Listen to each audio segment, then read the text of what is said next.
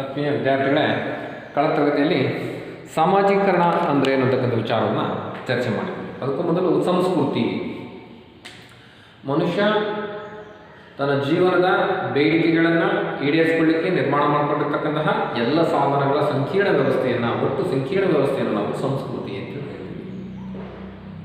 ಸಂಸ್ಕೃತಿಯ ಲಕ್ಷಣಗಳೇನು? ಸಂಸ್ಕೃತಿ ಅಂತಕ್ಕಂಥ ಬರ್ತು ಬರಲ್ಲ, ಅದು ಕಲಿಕೆಯಿಂದ ಬರುವಂಥದ್ದು, ಅದು ಸಾಮಾಜಿಕವಾಗಿರ್ತಕ್ಕಂಥದ್ದು, ಅದು ಯಾವತ್ತರ ವೈಯಕ್ತಿಕವಾಗಿರ್ತಕ್ಕಂತಹ ಸ್ವತ್ತಲ್ಲ, ಅದು ಬದಲಾಗ್ತಾ ಇರುತ್ತೆ, ಅದು ಆದರ್ಶಾತ್ಮಕವಾಗಿರ್ತದೆ, ಸಂತೃಪ್ತಿಯನ್ನು ತರುತ್ತೆ. ಹೀಗೆ ಸಂಸ್ಕೃತಿ ಅಂತಕ್ಕಂಥ ಇತರರೊಂದಿಗೆ ಹಂಚಿಕೊಳ್ಳಲ್ಪಟ್ಟದ್ದು, ವರ್ಗಾಯಿಸಲ್ಪಟ್ಟದ್ದು ಅಂತಕ್ಕಂಥ ಎಲ್ಲ ಅಂಶವನ್ನು ಅಧ್ಯಯನವನ್ನು ಮಾಡಿದೆ. ಮುಂದುವರಿತಾ ಸಂಸ್ಕೃತಿಯ ಪ್ರಕಾರಗಳು, ಟೈಪ್ಸ್ ಆಫ್ ಕಲ್ಚರ್, ಎರಡು ರೀತಿಯಾಗಿರ್ತಕ್ಕಂಥ ಸಂಸ್ಕೃತಿ ಇದೆ. ಒಂದು ಬೌದ್ಧ ಸಂಸ್ಕೃತಿ, ಇನ್ನೊಂದು ಅಬೌದ್ಧ ಸಂಸ್ಕೃತಿ. Materialistic culture and non materialistic culture. ಬೌದ್ಧ ಸಂಸ್ಕೃತಿ ಅಂದರೆ ಮಾನವ ನಿರ್ಮಿತ ವಸ್ತುವನ್ನು ಒಳಗೊಂಡ ಸಂಸ್ಕೃತಿ, ಮನುಷ್ಯನಿಂದ ಕ್ರಿಯೇಟ್ ಆಗಿರ್ತಕ್ಕಂಥ ಸಂಸ್ಕೃತಿ.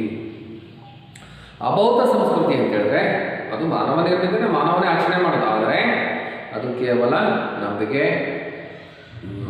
ಪದ್ಧತಿ, ಆಚರಣೆ, ಕ್ರಿಯಾವಿಧಿ, ಸಂಸ್ಕಾರಗಳನ್ನು ಒಳಗೊಂಡಿರ್ತಕ್ಕಂತಹ ಸಂಸ್ಕೃತಿಯನ್ನು ನಾವು ಅಬೌದ್ಧ ಸಂಸ್ಕೃತಿ ಅಂತ ಕರೀತೀವಿ. ಬೌದ್ಧ ಸಂಸ್ಕೃತಿ ಅಂತಕ್ಕಂಥದ್ದು ನೋಡಲಿಕ್ಕೆ, ಮುಟ್ಲಿಕ್ಕೆ ಯೋಗ್ಯ ಆಗಿರ್ತದೆ. ಹಾಗಾಗಿ ಬೌದ್ಧ ಸಂಸ್ಕೃತಿ ಮಾನವನ ಜೀವನದಲ್ಲಿ ಬಹಳಷ್ಟು ವೇಗವಾಗಿ ಅಳವಡಿಕೆಯಾಗುತ್ತೆ. ಕಣ್ಣಿಗೆ ಕಾಣ್ತಕ್ಕಂಥ ವಸ್ತುಗಳನ್ನು, ಮಾನವ ತಾನು ತಯಾರಿಸ್ತಕ್ಕಂಥ ವಸ್ತುಗಳನ್ನು ಆದಷ್ಟು ಬೇಗ ತನ್ನ ಜೀವನದಲ್ಲಿ ಅಳವಡಿಕೆ ಮಾಡಿಕೊಳ್ತಾನೆ. ಮಾನವ ತನ್ನ ಜೀವನದಲ್ಲಿ ಕಣ್ಣಿಗೆ ಕಾಣ್ತಕ್ಕಂತಹ ಸ್ಪರ್ಶಯೋಗ್ಯವಾಗಿರ್ತಕ್ಕಂತಹ ಅಥವಾ ಮಾನವನಿಂದ ನಿರ್ಮಿತವಾಗಿರ್ತಕ್ಕಂಥ ವಸ್ತುಗಳನ್ನು ಆದಷ್ಟು ಬೇಗ ತನ್ನ ಜೀವನದಲ್ಲಿ ಅಳವಡಿಕೆ ಮಾಡ್ತಾನೆ. ಉದಾಹರಣೆಗೆ ಹೆಣ್ಮಕ್ಳು ಹೊಸದಾಗಿರ್ತಕ್ಕಂಥ ಯಾವುದಾದ್ರೂ ಒಂದು ಬಟ್ಟೆ ಬಂದರೆ, ಸ್ಯಾರಿ ಆಗಿರ್ಬೋದು, ಡ್ರೆಸ್ ಆಗಿರ್ಬೋದು, ಇಲ್ಲಿದ್ರೆ ಯಾವುದೋ ಚಪ್ಪಲ್ಸ್ ಆಗಿರ್ಬೋದು, ಜ್ಯುವೆಲ್ಸ್ ಆಗಿರ್ಬೋದು, ಅಥವಾ ಮೇಕಪ್ ಕಿಟ್ ಆರ್ಟಿಕಲ್ಸ್ ಆಗಿರ್ಬೋದು, ಈ ರೀತಿಯಾಗಿರ್ತಕ್ಕಂಥ ಯಾವುದೇ ಮಟೀರಿಯಲ್ ಹೊಸದಾಗಿ ಲಾಂಚ್ ಆಗಿದೆ, ಇದು ಭಾಳ ಚೆನ್ನಾಗಿದೆ, ಇದು ಒಳ್ಳೆಯ ಅಡ್ವಾನ್ಸ್ ಆಗಿದೆ ಅಂತಕ್ಕಂಥ ಯಾರಾದ್ರೂ ಅಡ್ವರ್ಟೈಸ್ಮೆಂಟಿಗೆ ಬಂದರೆ ಅದನ್ನು ಆದಷ್ಟು ಬೇಗ 100ರಲ್ಲಿ 80 ಜನ ತಗೊಳ್ತಾರೆ, 70 ಜನ ತಗೊಳ್ತಾರೆ, ಅಟ್ಲೀಸ್ಟ್ 50 ಜನ ತಗೊಳ್ತಾರೆ. ಆದರೆ ಯಾವುದಾದರೊಂದು ಪೂಜೆಯಿಂದ, ಯಾವುದಾದರೊಂದು ಆಚರಣೆಯಿಂದ ಶುಭ ಆಗುತ್ತೆ, ಒಳ್ಳೆಯದಾಗುತ್ತೆ ಅಂತ ಹೇಳಿದ್ರೆ ಅದನ್ನು ಆದಷ್ಟು ಬೇಗ ಯಾರು ಕೂಡ ತಗೊಳ್ಳಿಕ್ಕೆ, ಪಡ್ಕೊಳ್ಳಿಕ್ಕೆ ಅಷ್ಟು ಇಷ್ಟಪಡಲ್ಲ. ಮೀನ್ಸ್ ಅದನ್ನು ತಡವಾಗಿ ಅಳವಡಿಕೆ ಮಾಡ್ತಾರೆ. ಯಾರನ್ನ ಆಚರಣೆ ತಗೊಳ್ಳಿ, ಅದನ್ನು ಆಚರಣೆ ಮಾಡಲಿ, ಆ ಪೂಜೆಯನ್ನು ಮಾಡಲಿ, ಆ ಪುನಸ್ಕಾರ ಮಾಡಲಿ, ಆ ನಂಬಿಕೆಯನ್ನು ಆಚರಣೆ ಮಾಡಲಿ, ಆ ವ್ರತವನ್ನು ಆಚರಣೆ ಮಾಡಲಿ, ಅದರಿಂದ ಅವ್ರು ಒಳ್ಳೆಯದಾದರೆ, ಅದರಿಂದ ಅವ್ರಿಗೆ ಶುಭ ಆದರೆ, ಒಳ್ಳೆಯದಾದ ನಂತರ ನಾವು ಅದನ್ನು ಅಳವಡಿಕೆ ಮಾಡೋಣ ಅಂತಕ್ಕಂಥ ಪ್ರಯತ್ನವನ್ನು ಮಾಡ್ತಾರೆ. ಈ ರೀತಿ ಬೌದ್ಧ ಮತ್ತು ಅಬೌದ್ಧ ಸಂಸ್ಕೃತಿಗಳ ನಡುವೆ ವೇಗದಲ್ಲಿ ವ್ಯತ್ಯಾಸ ಅಂತಕ್ಕಂಥದ್ದು ಉಂಟಾಗುತ್ತೆ. ಈ ವೇಗದಲ್ಲಿನ ವ್ಯತ್ಯಾಸವನ್ನೇ ವಿಲಿಯಂ ಎಫ್ ಆಗ್ಬರ್ನ್ ಅಂತಕ್ಕಂಥ ಸಾಮಾಜಿಕ ಚಿಂತಕ ಸಾಂಸ್ಕೃತಿಕ ಹಿಂಬೇಡಿಕೆ, ಕಲ್ಚರಲ್ ಲ್ಯಾಕ್ ಅಂತ. ಬೌದ್ಧ ಮತ್ತು ಅಬೌದ್ಧ ಸಂಸ್ಕೃತಿಗಳ ವೇಗದಲ್ಲಿನ ವ್ಯತ್ಯಾಸವನ್ನು, ಬೌದ್ಧ ಮತ್ತು ಅಬೌದ್ಧ ಸಂಸ್ಕೃತಿಗಳ ವೇಗದಲ್ಲಿನ ವ್ಯತ್ಯಾಸವನ್ನು ಸಾಂಸ್ಕೃತಿಕ ಹಿಂಬೇಡಿಕೆ, ಕಲ್ಚರಲ್ ಲ್ಯಾಕ್ ಅಂತೇಳಿ ಕರೆತಕ್ಕಂಥದ್ದನ್ನು ಕಾಣ್ಬೋದು. ಅಂದರೆ ಮನುಷ್ಯ ತನ್ನ ಜೀವನದಲ್ಲಿ ಬೌದ್ಧ ಸಂಸ್ಕೃತಿಯನ್ನು ಬಹುಬೇಗ ಅಳವಡಿಕೆ ಮಾಡ್ಕೊಳ್ತಾನೆ. ಮನುಷ್ಯ ತನ್ನ ಜೀವನದಲ್ಲಿ ಬೌದ್ಧ ಸಂಸ್ಕೃತಿಯನ್ನು ಆದಷ್ಟು ಬೇಗ ಅಳವಡಿಕೆ ಮಾಡ್ಕೊಳ್ತಾನೆ, ಆದರೆ ಅಬೌದ್ಧ ಸಂಸ್ಕೃತಿಯನ್ನು ತಡವಾಗಿ, ನಿಧಾನಕ್ಕೆ, ನಂತರದಲ್ಲಿ ಅಳವಡಿಕೆ ಮಾಡ್ಕೊಳ್ತಾನೆ ಅಂತಕ್ಕಂಥ ಅಂಶವನ್ನು ವಿಲಿಯಂ ಎಫ್ ಆಗ್ಬರ್ನ್ ಅಂತಕ್ಕಂಥ ಸಾಮಾಜಿಕ ಚಿಂತಕ ತಿಳಿಸತಕ್ಕಂಥದ್ದನ್ನು ಕಾಣ್ಬೋದು. ಇನ್ನು ಮುಂದುವರಿತಾ ಸಾಮಾಜೀಕರಣ, ಸೋಷಿಯಲೈಸೇಷನ್. ಸಾಮಾಜಿಕ ಸನ್ನಿವೇಶಗಳಿಗೆ ತಕ್ಕನಾಗಿ ಪಾತ್ರಧಾರಿಯನ್ನು ಸನ್ನದ್ಧಗೊಳಿಸ್ತಕ್ಕಂಥದ್ದನ್ನು ನಾವು ಸೋಷಿಯಲೈಸೇಷನ್, ಸಾಮಾಜೀಕರಣ ಅಂತ ಕರಿತೀವಿ. ಸಾಮಾಜಿಕ ಸನ್ನಿವೇಶಕ್ಕೆ ತಕ್ಕಂತೆ ಪಾತ್ರಧಾರಿಯನ್ನು ಸನ್ನದ್ಧಗೊಳಿಸ್ತಕ್ಕಂಥದ್ದು, ಸಾಮಾಜಿಕ ಸನ್ನಿವೇಶಕ್ಕೆ ತಕ್ಕಂತೆ ಪಾತ್ರಧಾರಿಯನ್ನು ಸನ್ನದ್ಧಗೊಳಿಸ್ತಕ್ಕಂತಹ ಬೆಳವಣಿಗೆಯನ್ನು ನಾವು ಸೋಷಿಯಲೈಸೇಷನ್, ಸಾಮಾಜೀಕರಣ ಅಂತ ಕರಿತೀವಿ ಅಂತಕ್ಕಂಥದ್ದನ್ನು ಅಧ್ಯಯನವನ್ನು ಮಾಡಿದ್ವಿ. ಸಾಮಾಜೀಕರಣದ ಹಂತಗಳು 4 ಹಂತ.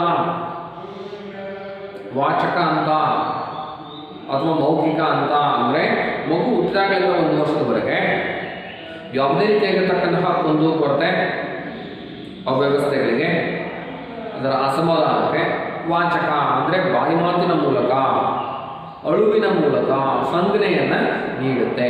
ಅದು ಯೂರಿನ್ ಪಾಸ್ ಮಾಡಿದಾಗ, ಟಾಯ್ಲೆಟ್ ಮಾಡ್ಕೊಂಡಾಗ, ಅದಕ್ಕೇನಾದರೂ ಕೂಡ ಇನ್ಕನ್ವೀನಿಯನ್ಸ್ ಅನ್ನಿಸ್ತಾ ಇದ್ದರೆ, ಹೊಟ್ಟೆದಲ್ಲಿ ಏನಾದರೂ ಕೂಡ ಡೈಜೆಷನ್ ಆಗದೆ ಇದ್ದಾಗ ಏನಾದರೂ ತೊಂದರೆ ಆದರೆ ಅದು ಅಳುವಿನ ಮೂಲಕ ತನ್ನ ಬೇಡಿಕೆಯನ್ನು, ತನ್ನ ಅವ್ಯವಸ್ಥೆಯನ್ನು ಸರಿಪಡಿಸ್ಕೊಳ್ತಕ್ಕಂಥ ಪ್ರಯತ್ನವನ್ನು ಮಾಡುತ್ತೆ. ಮಾಡುತ್ತೆ. ಹಸುವಾಗಿರುತ್ತೆ, ಸುಮ್ಮನೆ ಇದ್ದರೆ ಹಾಲು ಕುಡಿಸಲ್ಲ, ಅಳ್ತದೆ, ಆದ ತಕ್ಷಣ ಹಾಲು ಕುಡಿಸ್ತಾರೆ. ಅವು ಗೊತ್ತಾಗುತ್ತೆ ಮಗು ನಾನು ನನ್ನ ಡಿಮ್ಯಾಂಡನ್ನು ಫುಲ್ಫಿಲ್ ಮಾಡ್ಕೋಬೇಕು ಅಂದರೆ ಅಳಬೇಕು. ನಾನು ಅಳದೇ ಇದ್ದರೆ ನನ್ನ ಡಿಮ್ಯಾಂಡ್ ಯೂರಿನ್ ಪಾಸ್ ಆಗಿರ್ಬೋದು, ಏನು ಮಾಡ್ತಕ್ಕಂಥದ್ದಾಗಿರ್ಬೋದು, ಟಾಯ್ಲೆಟ್ ಕ್ಲೀನ್ ಮಾಡ್ತಕ್ಕಂಥದ್ದಾಗಿರ್ಬೋದು, ಹಾಲು ಕುಡಿಸ್ತಕ್ಕಂಥದ್ದನ್ನು ಯಾವುದನ್ನು ಕೂಡ ಮಾಡಲ್ಲ. ಹಾಗಾಗಿ ನನ್ನ ಅಳು ನನ್ನ ಬೇಡಿಕೆಯನ್ನು ಈಡೇರಿಸುತ್ತೆ ಅಂತಕ್ಕಂಥದ್ದನ್ನು ಕಲ್ತ್ಕೊಳ್ಳುತ್ತೆ. ಇದನ್ನ ಮೌಖಿಕ ಅಂತ ಅಥವಾ ವಾಚಕ ಅಂತ ಕರಿತೀವಿ. ಎರಡನೇದಾಗಿ ಶೌಚ ತರಬೇತಿ ಅಂತ. ಶೌಚ ತರಬೇತಿ ಅಂತ ಟಾಯ್ಲೆಟ್ ಟ್ರೈನಿಂಗ್ ಟೈಮ್ ಅಂತ ಕರಿತೀವಿ. ಇದು 1 ವರ್ಷದಿಂದ 3 ವರ್ಷದವರೆಗೆ. ಅಂದರೆ ಕುಟುಂಬದ ತಂದೆ ತಾಯಿಯನ್ನು ಹೊರತುಪಡಿಸಿ ಇತರರ ಜೊತೆ ಅಣ್ಣ ತಮ್ಮ ಅಕ್ಕ ತಂಗಿ ಚಿಕ್ಕಪ್ಪ ಚಿಕ್ಕಮ್ಮ ಬಳಗ ಇವರ ಜೊತೆ ರಕ್ತ ಸಂಬಂಧಿಗಳ ಬೆರೆತು ಮಗು ವಿಶೇಷವಾಗಿ ಈ ಹಂತದಲ್ಲಿ ಟಾಯ್ಲೆಟ್ ಟ್ರೈನಿಂಗನ್ನು ಪಡ್ಕೊಳ್ಳುತ್ತೆ. ಶೌಚ ತರಬೇತಿಯನ್ನು ಅಂದರೆ ಮಲ ಮೂತ್ರವನ್ನು ವಿಸರ್ಜನೆ ಮಾಡ್ತಕ್ಕಂಥ ವಿಚಾರದಲ್ಲಿ ಶಿಸ್ತನ್ನು ಕಲ್ತ್ಕೊಳ್ಳುತ್ತೆ. ಈ ಮೊದಲು ಮನೆ ಒಳಗೇನೆ ಎಲ್ಲಿ ಬೇಕಲ್ಲಿ ಯಾವುದೇ ವ್ಯವಸ್ಥೆ ಇಲ್ಲದೇ ಮಾಡ್ಕೊಳ್ತಾ ಇತ್ತು ಮಲಮೂತ್ರಗಳನ್ನು. ಆದರೆ 1 ವರ್ಷದ ನಂತರ ಮಲವನ್ನು ಮೂತ್ರವನ್ನು ವಿಸರ್ಜಿಸಬೇಕಾದ್ರೆ ತಂದೆ ತಾಯಿ ಅಣ್ಣ ತಮ್ಮ ಅಕ್ಕ ತಂಗಿಯವರನ್ನ ನೋಡ್ತದೆ. ಅವ್ರು ಯಾವ ರೀತಿ ವಿಸರ್ಜನೆ ಮಾಡ್ತಾರೆ, ಹೊರಗೆ ಹೋಗಿ ನೀಟಾಗಿ ಡಿಸಿಪ್ಲಿನ್ ಆಗಿ ಸ್ವಚ್ಛತೆಯಿಂದ ಮಲವನ್ನು ಮೂತ್ರವನ್ನು ವಿಸರ್ಜನೆ ಮಾಡ್ತಾರೆ. ನಾನು ಅದೇ ರೀತಿ ಮಾಡಬೇಕು ಅಂತಕ್ಕಂಥದ್ದು ಕಲ್ತ್ಕೊಳ್ಳೋದು ಶೌಚ ತರಬೇತಿ ಅಂತ. ಯೂರಿನ್ ಪಾಸ್ ಆಗ್ತಕ್ಕಂಥ ಟೈಮ್ ಬಂದಿದೆ, ಅದೇನಾಗುತ್ತೆ ತಂದೆಗೆ ಅರ್ಥ ತಾಯಿಗೆ ತಿಳಿಸುತ್ತೆ ಅಥವಾ ಅಣ್ಣ ತಮಗೆ ತಿಳಿಸುತ್ತೆ, ಹೊರಗೆ ಹೋಗಿ ಈ ರೀತಿ ಯೂರಿನ್ ಪಾಸ್ ಮಾಡಬೇಕು ಅಂತಕ್ಕಂಥದ್ದನ್ನ ಕಲಿಸ್ತಾರೆ. ಅದೇ ರೀತಿ ಟಾಯ್ಲೆಟ್ ಮಾಡಬೇಕು, ಟೈಮ್ ಆಗಿದೆ, ಇಂಥ ಕಡೆ ಹೋಗಿ ಟಾಯ್ಲೆಟ್ ಮಾಡಬೇಕು, ತೊಳ್ಕೋಬೇಕು, ಹಿಂಗೆ ಬರಬೇಕು ಅಂತಕ್ಕಂಥದ್ದನ್ನ ಕಲಿಸ್ತಾರೆ. ಈ ರೀತಿಯಾಗಿ ಮಗು 1 ವರ್ಷದಿಂದ 3 ವರ್ಷದವರೆಗೆ ಟಾಯ್ಲೆಟ್ ಟ್ರೈನಿಂಗ್ ಟೈಮನ್ನು ತಗೊಳ್ಳುತ್ತೆ. ಶೌಚ ತರಬೇತಿ ಹಂತದಲ್ಲಿ ಕೆಲಸವನ್ನು ಮಾಡುತ್ತೆ.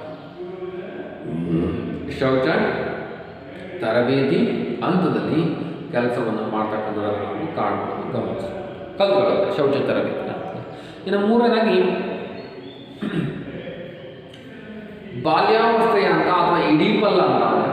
ಅದನ್ನು 4 ವರ್ಷದಿಂದ 12 ವರ್ಷದವರೆಗೆ 4 ವರ್ಷದಿಂದ 12 ವರ್ಷದವರೆಗೆ ಮಗು ತನ್ನ ಕುಟುಂಬದಿಂದ ಹೊರಗಿರ್ತಕ್ಕಂತಹ ತನ್ನ ಗೆಳೆಯರ ಬಳಗದ ಜೊತೆ ಹೆಚ್ಚಾಗಿ ಬೆರೆಯಲಿಕ್ಕೆ ಇಷ್ಟಪಡುತ್ತೆ.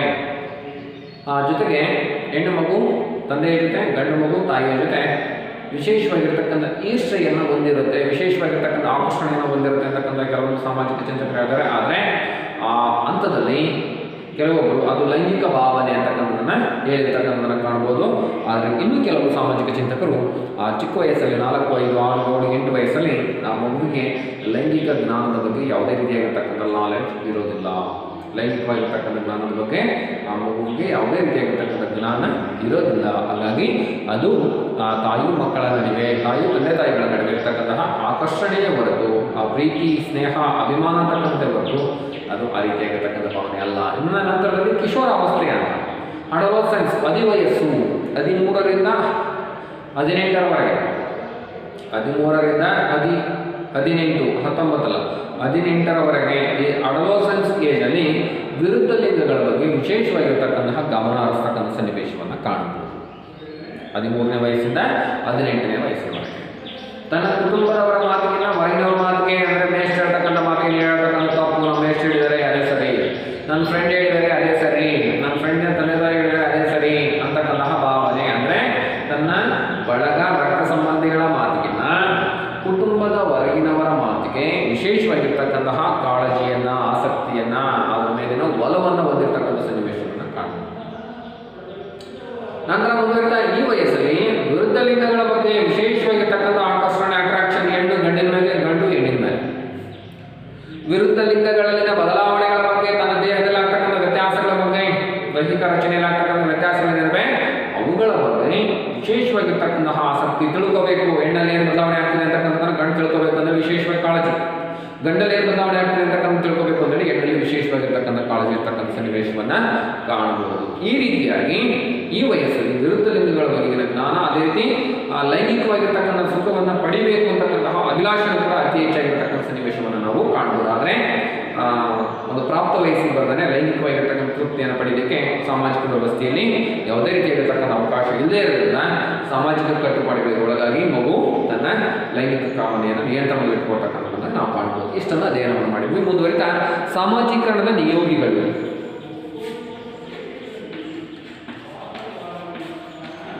ಸಾಮಾಜೀಕರಣದ ನಿಯೋಗಿಗಳು, ಏಜೆನ್ಸೀಸ್ ಆಫ್ ಸೋಷಿಯಲೈಸೇಷನ್.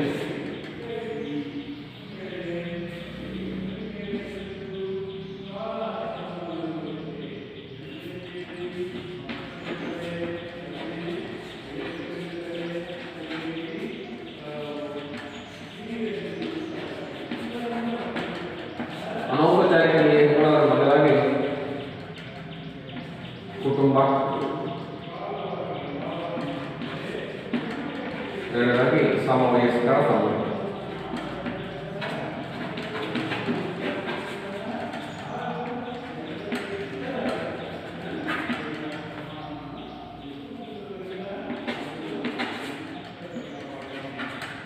ಔಪಚಾರಿಕ ನಿಯೋಗಿಗಳು, ಔಪಚಾರಿಕ ನಿಯೋಗಿಗಳು ಶಾಲೆ, ಸಮೂಹ ಮಾನವ,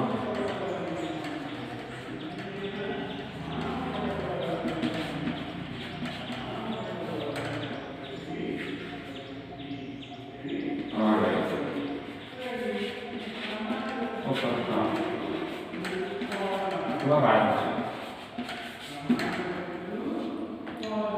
ಸಾಮಾಜಿಕರಣ ಅಂತಕ್ಕಂತಹ ಪ್ರಕ್ರಿಯೆ ಸಮಾಜದಲ್ಲಿ ನಿರಂತರವಾಗಿ ನಡೀತಾ ಇರುತ್ತೆ. ಸಾಮಾಜಿಕರಣ ಅಂತಕ್ಕಂಥ ಪ್ರಕ್ರಿಯೆ ಸಮಾಜದಲ್ಲಿ ನಿರಂತರವಾಗಿ ನಡೆಯುತ್ತೆ. ಮಾನವನ ಜೀವನ ಆರಂಭದಿಂದ ಅಂತ್ಯದವರೆಗೆ ಮನುಷ್ಯ ಜೀವನದ ಬಗ್ಗೆ ಜ್ಞಾನವನ್ನು, ಕೌಶಲ್ಯವನ್ನು, ಮಾಹಿತಿಯನ್ನು ತಿಳ್ಕೊಳ್ತಾರೆ. ಈ ರೀತಿಯಾಗಿರ್ತಕ್ಕಂಥ ಜ್ಞಾನ ಯಾವುದೋ ಒಂದು ನಿಗದಿತವಾಗಿರ್ತಕ್ಕಂಥ ದಿಕ್ಕಿಂದ ಮಾತ್ರ ಬರಲ್ಲ. ಈ ರೀತಿಯಾಗಿರ್ತಕ್ಕಂತಹ ಒಂದು ಜ್ಞಾನ ಮಾನವನಿಗೆ ಯಾವುದಾದ್ರೂ ಒಂದು ನಿಗದಿತವಾಗಿರ್ತಕ್ಕಂಥ ದಿಕ್ಕಿಂದ ಮಾತ್ರ ಬರಲ್ಲ. ಏನು ಬರ್ತದೆ? ಅದು ಜೀವನದ ಎಲ್ಲ ವಿಭಾಗಗಳಿಂದ, ಎಲ್ಲ ಕ್ಷೇತ್ರಗಳಿಂದ, ಎಲ್ಲ ಕಡೆಯಿಂದ ಬರ್ತಕ್ಕಂಥ ಸನ್ನಿವೇಶವನ್ನು ಕಾಣಬಹುದು. ಅಂದರೆ ಜೀವನದ ಜ್ಞಾನವನ್ನು ನಾವು ಯಾರೊಬ್ಬರಿಂದ ಅಥವಾ ಯಾವೊಂದು ವ್ಯವಸ್ಥೆಯಿಂದ ಮಾತ್ರ ಕಲ್ತ್ಕೊಳ್ಳಿಕ್ಕೆ ಸಾಧ್ಯ ಆಗಲ್ಲ. ಅದು ನಿರಂತರವಾಗಿ ಎಲ್ಲ ಕಡೆಯಿಂದ ಬರುತ್ತೆ. ಅಪ್ಪ ಒಂದು ಮಾತನ್ನು ಹೇಳ್ಕೊಡ್ತಾರೆ, ಬುದ್ಧಿವಂತಿಕೆಯನ್ನು ಜೀವನಕ್ಕೆ ಬೇಕಾಗಿರ್ತಕ್ಕಂಥದ್ದನ್ನು. ಅಮ್ಮ ಒಂದು ಮಾತನ್ನು ಹೇಳ್ಕೊಡ್ತಾರೆ, ಅಣ್ಣ, ತಮ್ಮ, ಅಕ್ಕ, ತಂಗಿ, ಬಂಧು ಬಳಗ, ಸ್ನೇಹಿತರು, ಹೀಗೆ ನಮ್ಮ ಜೀವನದ ಪ್ರತಿಯೊಂದು ಹಂತವನ್ನು ಏನನ್ನು ದಾಟ್ತಾ ಹೋಗ್ತಾನೆ. ಆ ಎಲ್ಲ ಹಂತಗಳಲ್ಲಿ ಮನುಷ್ಯ ತನ್ನ ಜೀವನಕ್ಕೆ ಬೇಕಾಗಿರ್ತಕ್ಕಂಥ ಎಲ್ಲ ಜ್ಞಾನವನ್ನು ಕಲಿತಾ ಹೋಗ್ತಾನೆ. ಮಗು ಆರಂಭದಲ್ಲಿ ಕುಟುಂಬದಲ್ಲಿರುತ್ತೆ. ಕುಟುಂಬದಲ್ಲಿರ್ತಕ್ಕಂಥ ಜನ ಜೀವನಕ್ಕೆ ಬೇಕಾಗಿರ್ತಕ್ಕಂಥ ಜ್ಞಾನವನ್ನು ಕಲಿಸ್ಕೊಡ್ತಾರೆ. ನಂತರದಲ್ಲಿ ತನ್ನ ಸ್ನೇಹಿತರ ಜೊತೆ ಬೆರೆಯುತ್ತೆ. ಸ್ನೇಹಿತರು ಕೂಡ ತನಗೆ ಬೇಕಾಗಿರ್ತಕ್ಕಂಥ ಜ್ಞಾನವನ್ನು ಕಲಿಸ್ಕೊಡ್ತಾರೆ. ನಂತರದಲ್ಲಿ ಶಾಲೆಗೆ ಹೋಗುತ್ತೆ. ನಂತರದಲ್ಲಿ ಮಾಧ್ಯಮವನ್ನು ಗಮನಿಸುತ್ತೆ, ಸಮೂಹ ಮಾಧ್ಯಮಗಳನ್ನು. ನಂತರದಲ್ಲಿ ಕೆಲವೊಂದು ವಿಧಿವಿಧಾನಗಳಲ್ಲಿ ತನ್ನ ಜೀವನದಲ್ಲಿ ತನ್ನ ವಾಸ ಮಾಡ್ತಿರ್ತಕ್ಕಂಥ ರಾಜ್ಯ ಅಥವಾ ಸರ್ಕಾರ ಅಥವಾ ಆಡಳಿತ ಅಂತಕ್ಕಂಥದ್ದು ಮಗುವಿಗೆ ಅಥವಾ ವ್ಯಕ್ತಿಗೆ ಬೇಕಾಗಿರ್ತಕ್ಕಂಥ ಕಟ್ಟುಪಾಡುಗಳನ್ನು, ನೀತಿ ನಿಯಮಗಳನ್ನು ಅಳವಡಿಕೆ ಮಾಡುವುದರ ಮೂಲಕ ಜೀವನದಲ್ಲಿ ಯಾವ ರೀತಿಯಾಗಿರ್ತಕ್ಕಂಥ ಕೆಲಸ ಕಾರ್ಯಗಳನ್ನು ನಿರ್ವಹಿಸಬೇಕು ಅಂತಕ್ಕಂಥ ಕಲೆಯನ್ನು ನೀಡ್ತಕ್ಕಂಥದ್ದನ್ನು ಕಾಣ್ಬೋದು. ಇದರಿಂದ ಅರ್ಥ ಆಗುತ್ತೆ, ಒಟ್ಟಾರೆಯಾಗಿ ಒಂದು ಮಗು ಅಥವಾ ಒಬ್ಬ ವ್ಯಕ್ತಿ ಜೀವನದ ಕಲಿಕೆಯ ಜ್ಞಾನವನ್ನು ಯಾವೊಬ್ಬ ವ್ಯಕ್ತಿಯಿಂದ ಕಲಿಯಲ್ಲ. ಯಾರಿಂದ ಕಲಿತಾಗಾದ್ರೆ ನಿರಂತರವಾಗಿ, ಕಂಟಿನ್ಯೂಯಸ್ ಆಗಿ ಎಲ್ಲ ವಿಭಾಗಗಳಿಂದ, ಎಲ್ಲ ಕ್ಷೇತ್ರಗಳಿಂದಲೂ ಸಹ ಅವರು ಕಲಿತಾ ಹೋಗ್ತಕ್ಕಂಥ ಸನ್ನಿವೇಶವನ್ನು ಕಾಣ್ಬೋದು, ಗಮನಿಸ್ಬೋದು. ಅಂದರೆ ಸಾಮಾಜಿಕರಣ ಅಂತಕ್ಕಂಥದ್ದು ಯಾವುದೋ ಒಂದು ಹಂತಕ್ಕೆ ಆರಂಭವಾಗಿ ಯಾವುದೋ ಒಂದು ಹಂತಕ್ಕೆ ಮುಕ್ತಾಯ ಆಗ್ತಕ್ಕಂಥ ಪ್ರಕ್ರಿಯೆ ಅಲ್ಲ. ಅದು ಎಂಡ್ಲೆಸ್ ಪ್ರೋಸೆಸ್, ಅದು ಮುಕ್ತಾಯವಿಲ್ಲದ ಪ್ರಕ್ರಿಯೆ. ಸಾಮಾಜಿಕರಣ ಅಂತಕ್ಕಂಥ ಪ್ರಕ್ರಿಯೆ ಅದು ಮುಕ್ತಾಯವಿಲ್ಲದ ನಿರಂತರ ಪ್ರಕ್ರಿಯೆ ಅಂತ ಕಾಣ್ಬೋದು. ಹಾಗಾಗಿ ಸಾಮಾಜಿಕರಣ ಅಂತಕ್ಕಂಥದ್ದನ್ನು ಒಂದು ಮಗು ಸಾಮಾಜಿಕರಣಕ್ಕೆ ಒಳಗಾಗ್ತಕ್ಕಂತಹ ಒಂದು ಅಂಶಗಳನ್ನು ಅಥವಾ ಸಾಮಾಜಿಕರಣಕ್ಕೆ ಒಳಗಾಗ್ತಕ್ಕಂಥ ನಿಯೋಗಗಳು ಯಾರ ಮೂಲಕ ಅಥವಾ ಯಾವ ರೀತಿಯಲ್ಲಿ ಮಗು ಸಾಮಾಜಿಕರಣಕ್ಕೆ ಒಳಗಾಗುತ್ತೆ ಅಂತಕ್ಕಂಥದ್ದು ನಾವು ಅಧ್ಯಯನ ಮಾಡಿದ್ರೆ ಪ್ರಮುಖ 2 ವಿಭಾಗಗಳಾಗಿ ವಿಂಗಡಣೆಯನ್ನು ಮಾಡ್ಬೋದು. ಔಪಚಾರಿಕ ನಿಯೋಗಿಗಳು, ಅನೌಪಚಾರಿಕ ನಿಯೋಗಿಗಳು. ಅಂದರೆ formal agencies and non formal agencies. ಔಪಚಾರಿಕವಾಗಿರ್ತಕ್ಕಂಥ ಸಾಮಾಜಿಕರಣದ ನಿಯೋಗಿಗಳು ಹಾಗೂ ಅನೌಪಚಾರಿಕವಾಗಿರ್ತಕ್ಕಂಥ ಸಾಮಾಜಿಕರಣದ ನಿಯೋಗಿಗಳು ಅಂತಕ್ಕಂತಹ ಈ ಪ್ರಮುಖ 2 ಕ್ಷೇತ್ರಗಳಿಂದ ಮಗು ಸಾಮಾಜಿಕರಣಕ್ಕೆ ಒಳಗಾಗುತ್ತೆ. ಇವನ್ನು ಬಿಟ್ಟು ಬೇರೆಯವರು ಕೂಡ ಆಗುತ್ತೆ. ಇವನ್ನು ಬಿಟ್ಟು ಬೇರೆ ವಿಭಾಗಗಳಿಂದಲೂ ಕೂಡ ಮಗು ಸಾಮಾಜಿಕರಣಕ್ಕೆ ಒಳಗಾಗುತ್ತೆ. ಆದರೆ ನಮ್ಮ ಅಧ್ಯಯನಕ್ಕೆ ಪ್ರಮುಖವಾಗಿ ಔಪಚಾರಿಕ ನಿಯೋಗಿ ಮತ್ತು ಅನೌಪಚಾರಿಕ ನಿಯೋಗಿ ಅಂತಕ್ಕಂತಹ 2 ವಿಭಾಗಗಳಾಗಿ ಅಧ್ಯಯನಕ್ಕೆ ಇಟ್ಟಿರ್ತಕ್ಕಂಥದ್ದನ್ನು ನಾವು ಕಾಣಬಹುದು. ಮೊದಲನೇದಾಗಿ ಅನೌಪಚಾರಿಕ ಸಾಮಾಜಿಕರಣದ ನಿಯೋಗಿಗಳು. ಇನ್ಫಾರ್ಮಲ್ ಏಜೆನ್ಸೀಸ್ ಮತ್ತು ನಾನ್ ಫಾರ್ಮಲ್ ಏಜೆನ್ಸೀಸ್ ಅಂತ ಹೇಳಿ ಕರಿತೀವಿ. ಅದರಲ್ಲಿ 2 ಪ್ರಮುಖವಾಗಿರ್ತಕ್ಕಂಥ ಅಂಶಗಳನ್ನು ನಮ್ಮ ಅಧ್ಯಯನಕ್ಕೆ ಇಟ್ಟಿದ್ದಾರೆ. ಮೊದಲನೇದಾಗಿ ಕುಟುಂಬ ಅಂತಕ್ಕಂಥದ್ದು ಮಗುವಿಗೆ ಅನೌಪಚಾರಿಕವಾಗಿ ಬೇಕಾಗಿರ್ತಕ್ಕಂತಹ ಜೀವನದ ಎಲ್ಲ ಕಲೆಯನ್ನ, ಜೀವನದ ಎಲ್ಲ ಜ್ಞಾನವನ್ನ ನೀಡ್ತಕ್ಕಂತಹ ಕೆಲಸವನ್ನು ಮಾಡುತ್ತೆ. ಮೊದಲು ಮಗುವನ್ನ ಆಗಮನ ಮಾಡ್ಕೊಳ್ಳೋದೇ ಕುಟುಂಬ. ಹಾಗಾಗಿ ಕುಟುಂಬ ಅಂತಕ್ಕಂಥದ್ದು ಮಗುವಿನ ಸಾಮಾಜೀಕರಣದಲ್ಲಿ ಬಹುಮುಖ್ಯವಾಗಿರ್ತಕ್ಕಂಥ ಪಾತ್ರವನ್ನು ನಿರ್ವಹಿಸ್ತಕ್ಕಂಥದ್ದನ್ನು ಕಾಣುತ್ತೆ. ಮಗುವಿನ ಜೀವನದಲ್ಲಿ ಕುಟುಂಬ ಬಹುಮುಖ್ಯವಾಗಿರ್ತಕ್ಕಂಥ ಪಾತ್ರವನ್ನು ನಿರ್ವಹಿಸ್ತದೆ. ಜೀವನದ ಬಹುತೇಕ ಜ್ಞಾನವನ್ನು ಕುಟುಂಬದಿಂದಲೇ ಕಲ್ತ್ಕೊಳ್ಳೋದು. ಮಗು ಆರಂಭದಲ್ಲಿ ಕುಟುಂಬದಲ್ಲಿ ಜನನ ಆಗುತ್ತೆ. ಜನನಾದ ನಂತರ ತನ್ನ ತಂದೆಯಿಂದ, ತನ್ನ ತಾಯಿಯಿಂದ, ತನ್ನ ಅಣ್ಣನಿಂದ, ತಮ್ಮನಿಂದ, ಬಂಧುವಿಂದ, ಬಳಗದಿಂದ, ರಕ್ತ ಸಂಬಂಧಿಗಳಿಂದ ನಿರಂತರವಾಗಿರ್ತಕ್ಕಂಥ ಸಣ್ಣ ವಯಸ್ಸಲ್ಲೇ ದೇವಸ್ಥಾನಕ್ಕೆ ಹೆಂಗೆ ಹೋಗಬೇಕು, ತನ್ನ ದೊಡ್ಡರ ಜೊತೆಗೆ ಹೋಗುತ್ತೆ, ಕಲ್ತ್ಕೊಳ್ಳೋದು. ಬಟ್ಟೆ ಯಾವ ರೀತಿ ಹಾಕೋಬೇಕು, ಊಟ ಯಾವ ರೀತಿ ಮಾಡಬೇಕು, ಗುರು ಹಿರಿಯರಿಗೆ ಯಾವ ರೀತಿ ಸಭ್ಯವಾಗಿ ನಡ್ಕೋಬೇಕು ಅಂತಕ್ಕಂಥದ್ದು ಎಲ್ಲದನ್ನು ಕೂಡ ಮಗು ಕುಟುಂಬದಲ್ಲಿ ಆರಂಭಿಕ ಜ್ಞಾನವನ್ನ, ಪ್ರಾರಂಭದ ಜೀವನಕ್ಕೆ ಬೇಕಾಗಿರ್ತಕ್ಕಂಥ ಎಲ್ಲ ಜ್ಞಾನವನ್ನ ಮಗು ತನ್ನ ಕುಟುಂಬದ ಸಹ ಸದಸ್ಯರನ್ನು ನೋಡಿ ಕಲ್ತ್ಕೊಳ್ತಕ್ಕಂಥದ್ದನ್ನು ಕಾಣಬಹುದು. ಸ್ತ್ರೀಯರೊಂದಿಗೆ ಹೆಂಗೆ ವರ್ತನೆ ಮಾಡಬೇಕು, ಪುರುಷರೊಂದಿಗೆ ಹೆಂಗೆ ವರ್ತನೆ ಮಾಡಬೇಕು, ಮಕ್ಕಳೊಂದಿಗೆ ಹೆಂಗೆ ವರ್ತನೆ ಮಾಡಬೇಕು, ಅಂದರೆ ಚಿಕ್ಕಂದಿನಿಂದಲೇ ಈ ಎಲ್ಲ ಅಂಶಗಳನ್ನು ತನ್ನ ಕುಟುಂಬದಲ್ಲಿ ನೋಡುತ್ತೆ. ತನ್ನ ಇತರ ಸಹ ಸದಸ್ಯರು ಯಾವ ರೀತಿ ವರ್ತನೆ ಮಾಡ್ತಾರೆ, ಯಾರ ಜೊತೆ ಹೆಂಗೆ ಮಾತಾಡ್ತಾರೆ, ಯಾರ ಜೊತೆ ಯಾವ ರೀತಿ ಒಡನಾಟವನ್ನು ಮಾಡ್ತಾರೆ, ಯಾರಿಗೆ ಏನು ಭಾಷೆಯನ್ನು ಬಳಸ್ತಾರೆ, ಯಾರಿಗೆ ಯಾವ ರೀತಿ ಸಂಬೋಧನೆಯನ್ನು ಮಾಡ್ತಾರೆ, ಕರೀತಾರೆ, ಈ ಎಲ್ಲ ಅಂಶಗಳನ್ನು ಅದು ಆರಂಭದಲ್ಲಿಂದಲೇ ಬಹಳ ಸೂಕ್ಷ್ಮವಾಗಿ ಗಮನಿಸುತ್ತೆ. ಅದನ್ನು ನೋಡಿ, ನಾನು ಇವರ ಹತ್ರ ಈ ರೀತಿ ಮಾತಾಡಬೇಕು, ನಾನು ಈ ರೀತಿ ಒಡನಾಟವನ್ನು ಮಾಡಬೇಕು, ನಾನು ಈ ರೀತಿ ಇವ್ರನ್ನ ಸಂಬೋಧನೆ ಮಾಡಬೇಕು, ಕರಿಬೇಕು, ವಿಶ್ವಾಸವನ್ನು ಗಳಿಸಬೇಕು, ಈ ರೀತಿಯಾಗಿ ಮಾತಾಡ್ತಕ್ಕಂಥದ್ದನ್ನು, ಭಾಷೆಯನ್ನು ಬಳಸ್ತಕ್ಕಂಥದ್ದನ್ನು, ಅದ್ರ ಜೊತೆಗೆ ನಮ್ಮ ಕುಟುಂಬದ ಸಂಸ್ಕೃತಿಯನ್ನು ಕಲ್ತ್ಕೊಳ್ಳುತ್ತೆ. Very important. ನಮ್ಮ ಕುಟುಂಬದ ದೇವರನ್ನು, ಹಬ್ಬ ಹರಿದಿನಗಳನ್ನು, ಆಚರಣೆಗಳನ್ನು, ರೂಢಿಗಳನ್ನು, ಸಂಪ್ರದಾಯಗಳನ್ನು, ಕ್ರಿಯಾವಿಧಿಗಳನ್ನು, ಜೀವನ ವಿಧಾನವನ್ನು ಕುಟುಂಬದಿಂದ ಮಗು ಆರಂಭಿಕ ಹಂತದಲ್ಲಿ ಬಹುಮುಖ್ಯವಾಗಿ ಕಲ್ತ್ಕೊಳ್ತಕ್ಕಂಥ ಪ್ರಯತ್ನವನ್ನು ಮಾಡುತ್ತೆ. ಅಂದರೆ ಮಗು ಜೀವನದಲ್ಲಿ ತನಗೆ ಬೇಕಾಗಿರ್ತಕ್ಕಂತಹ ಎಲ್ಲ ಜ್ಞಾನ ಏನಿದೆಯಲ್ಲ ಅದನ್ನು ಕುಟುಂಬದಿಂದ ಕಲಿತಕ್ಕಂಥ ಕೆಲಸವನ್ನು ಮಾಡುತ್ತೆ. ಊಟಕ್ಕೆ ಹೋಗಬೇಕು, ಕೈ ಕಾಲನ್ನು ತೊಳ್ಕೋಬೇಕು ನೀಟಾಗಿ. ಊಟಕ್ಕೆ ಬರ್ರಿ ಅಂತ ತಕ್ಷಣ ಎಲ್ಲರೂ ಒಳಗೆ ಕೂತ್ಕೊಳ್ಳಲ್ಲ. ಹೋದ ತಕ್ಷಣ ಕೈ ಕಾಲು ತೊಳ್ಕೊಂಡು ವಿಭೂತಿ ಧರಿಸ್ಕೊಂಡು ದೇವರ ಕೈ ಮುಗಿದು ಊಟವನ್ನು ಮಾಡ್ತಕ್ಕಂಥ ಸನ್ನಿವೇಶವನ್ನು ಕಾಣಬಹುದು. ಹಾಗಾಗಿ ತಾನು ಕೂಡ ಅದೇ ರೀತಿ ಊಟ ಅಂದ ತಕ್ಷಣ ಏನು ಮಾಡಬೇಕು, ಕೈ ಕಾಲು ತೊಳ್ಕೋಬೇಕು, ದೇವರಿಗೆ ಕೈ ಮುಗಿಬೇಕು, ವಿಭೂತಿ ಹಚ್ಕೋಬೇಕು. ಈ ರೀತಿ ಪ್ರಯತ್ನವನ್ನು ಮಾಡುತ್ತೆ. ಎಲ್ಲಿಗಾರ ಮಾಡಿದ ತಕ್ಷಣ ದೇವಸ್ಥಾನಕ್ಕೆ ಮಡಿಯಾಗಿ ಹೋಗಬೇಕು, ಸ್ನಾನ ಮಾಡಬೇಕು, ಶುಭ್ರವಾದ ಬಟ್ಟೆಯನ್ನು ಹಾಕೊಂಡು ದೇವಸ್ಥಾನಕ್ಕೆ, ಅದು ಕೂಡ ಕಲ್ತ್ಕೊಳ್ಳುತ್ತೆ. ದೇವಸ್ಥಾನಕ್ಕೆ ಹೋದ ತಕ್ಷಣ ಅಲ್ಲಿ ಶಾಂತಿಯಿಂದ ವರ್ತನೆ ಮಾಡಬೇಕು, ಗಲಾಟೆ ಮಾಡಬಾರ್ದು, ಮೌನವಾಗಿರಬೇಕು, ದೇವರನ್ನ ಪ್ರಾರ್ಥನೆ ಮಾಡಬೇಕು, ಕೈ ಹೆಂಗೆ ಮುಗಿಬೇಕು, ಹೆಂಗೆ ಅಡ್ಬೀಳ್ಬೇಕು, ಈ ಎಲ್ಲ ಪ್ರೊಸೀಜರ್ಸನ್ನು ತಾನು ಜೊತೆಗೆ ಹೋಗಿರ್ತಕ್ಕಂಥ ಏನು ತನ್ನ ಹಿರಿಯರು ಕರ್ಕೊಂಡು ಹೋಗಿರ್ತಾರೆ ಅವ್ರು ಯಾವ ರೀತಿ ಮಾಡ್ತಾರೋ ಅದೇ ರೀತಿ ತಾನು ಕೂಡ ಮಾಡ್ತಕ್ಕಂಥ ಪ್ರಯತ್ನವನ್ನು ಮಾಡ್ತಾ ಹೋಗುತ್ತೆ, ಕಲಿತಾ ಹೋಗುತ್ತೆ. ಅದೇ ರೀತಿ ಊಟ ಮಾಡೋದಾಗಿರ್ಬೋದು, ದೇವರನ್ನ ನಮಸ್ಕಾರ ಮಾಡ್ತಕ್ಕಂಥದ್ದಾಗಿರ್ಬೋದು, ಬಟ್ಟೆ ಹಾಕೊಳ್ತಕ್ಕಂಥ ಮನೆಯಲ್ಲಿ ಹಿರಿಯರು ಹೆಣ್ಮಕ್ಳು, ಮಕ್ಕಳು, ಮಹಿಳೆಯರು ಯಾವ ರೀತಿ, ಹೆಣ್ಣಾದರೆ ತನ್ನ ತಾಯಿ ಯಾವ ರೀತಿ ಬಟ್ಟೆಯನ್ನು ಹಾಕೊಳ್ತಾರೆ, ಗಂಡಾದರೆ ತನ್ನ ತಂದೆ ಯಾವ ರೀತಿ ಆಗಿರ್ತಕ್ಕಂಥ ಬಟ್ಟೆಯನ್ನು ಹಾಕೊಳ್ತಾರೆ. ಅದನ್ನು ನೋಡಿ ಏನು ಮಾಡುತ್ತೆ, ಫಾಲೋ ಅಪ್ ಮಾಡ್ತಕ್ಕಂಥ ಸನ್ನಿವೇಶವನ್ನು ಕಾಣಬಹುದು. ಹೀಗೆ ಜೀವನದ ಪ್ರತಿಯೊಂದು ಹಂತದಲ್ಲಿ ತನಗೆ ಬೇಕಾಗಿರ್ತಕ್ಕಂಥ ಎಲ್ಲ ಜ್ಞಾನವನ್ನು ತನ್ನ ಕುಟುಂಬದ ಸಹ ಸದಸ್ಯರನ್ನು ನೋಡಿ ಅವರ ಮುಖಾಂತರ ಕಲಿತಕ್ಕಂತಹ ಪ್ರಯತ್ನವನ್ನು ಮಾಡ್ತಾ ಹೋಗುತ್ತೆ. ತನ್ನ ಸಹ ಸದಸ್ಯರಿದ್ದಾರೆ, ತನ್ನ ಸಂಬಂಧಿಗಳಿದ್ದಾರೆ, ತನ್ನ ಬಂಧು ಬಳಗ ಏನಿದ್ದಾರೆ ಅವರಿಂದ ಎಲ್ಲ ರೀತಿಯಾಗಿರ್ತಕ್ಕಂಥ ಜ್ಞಾನವನ್ನು ಕಲಿತಾರೆ. ಏನಾಗಿ ಸಮವಯಸ್ಕರ ಸಮೂಹ, ಪೀರ್ ಗ್ರೂಪ್ಸ್ ಅಂತ ಕರೀತಾರೆ. ಸಮವಯಸ್ಕರ ಸಮೂಹ ಮಗುವಿನ ಸಾಮಾಜೀಕರಣದಲ್ಲಿ ಬಹುಮುಖ್ಯವಾಗಿರ್ತಕ್ಕಂಥ ಪಾತ್ರವನ್ನು ವಹಿಸುತ್ತೆ. 4 ವರ್ಷ 5 ವರ್ಷ ತನಕ ಮಗು ತನ್ನ ಕುಟುಂಬದವ್ರ ಜೊತೆಗಿರುತ್ತೆ. ಆದರೆ 4 ವರ್ಷ 5 ವರ್ಷ ಆದಮೇಲೆ ಏನು ಮಾಡುತ್ತೆ, ತನ್ನ ಕುಟುಂಬದ ಹೊರಗಿನ ಸದಸ್ಯರ ಜೊತೆ ಬೆರೆಯಲಿಕ್ಕೆ ಸ್ಟಾರ್ಟ್ ಮಾಡುತ್ತೆ. ತನ್ನ ಸ್ನೇಹಿತರು, ತನ್ನ ಸಮವಯಸ್ಕರು, ಶಾಲೆಗೆ, ಕಾನ್ವೆಂಟ್ಗೆ, pre nursery, LKG, UKG, first standard ಶಾಲೆಗೆ ಹೋಗುತ್ತೆ. ಅಲ್ಲಿ ತನ್ನ ಫ್ರೆಂಡ್ಸ್ ಜೊತೆಗೆ ಬೆರೀತಕ್ಕಂಥ ಸನ್ನಿವೇಶವನ್ನು ಕಾಣುತ್ತೆ. ಅವರಿಂದ ತನ್ನ ಜೀವನಕ್ಕೆ ಬೇಕಾಗಿರ್ತಕ್ಕಂತಹ ಕಲೆಯನ್ನು ಕಲ್ತ್ಕೊಳ್ತದೆ ಮಗು. ಅವರಿಂದ ತನ್ನ ಜೀವನಕ್ಕೆ ಬೇಕಾಗಿರ್ತಕ್ಕಂತಹ ನಾಲೆಡ್ಜನ್ನು ಕಲ್ತ್ಕೊಳ್ತಕ್ಕಂಥ ಪ್ರಯತ್ನವನ್ನು ಮಾಡುತ್ತೆ. ಆರಂಭಿಕ ಹಂತದಲ್ಲಿ ಪ್ರೈಮರಿ ಸ್ಟೇಜಲ್ಲಿ ಮಗು ಹೊರಗೆ ಬಂದಾಗ ಹೆಂಗೆ ಊಟ ಮಾಡೋದನ್ನು ಕಲ್ತ್ಕೊಳ್ಳುತ್ತೆ. ಮನೆಯಲ್ಲಿ ಊಟವನ್ನು ಮಾಡ್ತಿರ್ತಾರೆ, ಮನೆಗೆ ಕೂತ್ಕೊಂಡು ಊಟ ಮಾಡು ಅಂತೇಳಿ ಗೊತ್ತಿರೋದಿಲ್ಲ, ಅಥವಾ ಬೇರೆ ತನ್ನ ಪುಸ್ತಕವನ್ನು, ಬ್ಯಾಗನ್ನು, ಊಟದ ಡಬ್ಬಿಯನ್ನು, ಅಥವಾ ಬೇರೆ ಬೇರೆ ರೀತಿಯಾಗಿರ್ತಕ್ಕಂಥ ಕೆಲಸವನ್ನು, ಹೋಮ್ವರ್ಕನ್ನು, ಹೀಗೆ ಎಲ್ಲ ಚಟುವಟಿಕೆಯನ್ನು ಹೆಂಗೆ ಮಾಡಬೇಕು ಅಂತಕ್ಕಂಥದ್ದನ್ನು ತನ್ನ ಸಹ ಸದಸ್ಯರು, ಸಮವಯಸ್ಕರು, ತನ್ನ ಜೊತೆಗಿರ್ತಕ್ಕಂಥ ಜೊತೆಗಾರರು, ಫ್ರೆಂಡ್ಸನ್ನು ಮಾತಾಡಿಸೋದ್ರ ಮೂಲಕ ಅವರ ಜೊತೆಗೆ ಒಡನಾಟವನ್ನು